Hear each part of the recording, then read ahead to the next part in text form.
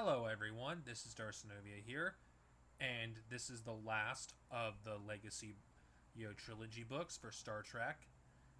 This was an event, for those of you who don't know, to celebrate Star Trek's 50th anniversary. That there were multiple Star Trek trilogies that came out, in 2016.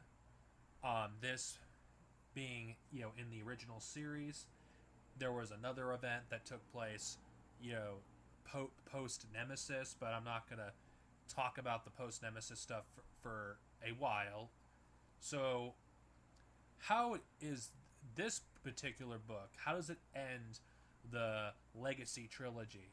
And I'm gonna give my final thoughts on the trilogy as a whole. What did I think of it? First off, I gotta say, I really did enjoy this novel. I thought it was a lot of fun. It was really, you know, interesting to read about the physics in the Jator's universe.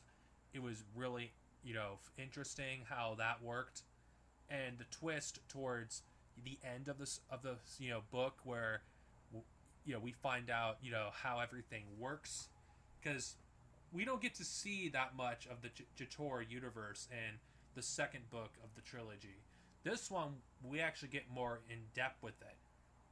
And in this book, we also, have Kirk and has to deal with, a dilemma considering, Isuda, which is the planet that is under dispute by the Cleon Empire.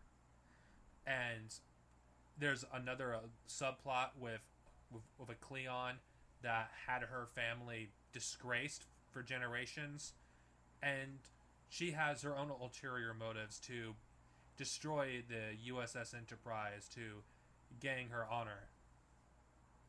This particular book, in fact, to be honest, I don't think is as intriguing as the other two books in the trilogy. It's kind of weak, honestly. I think the ending was a little anticlimactic. I mean, the other two books I felt were more interesting. Then again, I thought I preferred Gray Cox and David Mark as writers.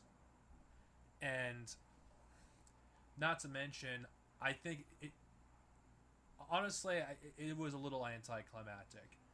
It's not a bad book. The trilogy as a whole, I know there's the criticism for the first novel is, I've heard, it doesn't really focus on the characters from the original series. It focuses mainly on number one, who's named Una. The second book has multiple plot lines. You have the storyline with the Enterprise. You have Una's storyline, and then you have the storyline with, regarding the peace talks. And this novel basically finishes all these storylines. And this trilogy, it was okay. Honestly, it's nothing special. Honestly, would I pick it up?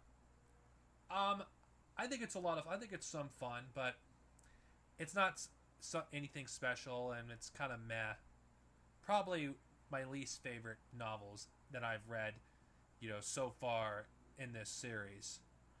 This is Darcinovia, over and out. May we live long and prosper, and see you guys next time with another video. Peace.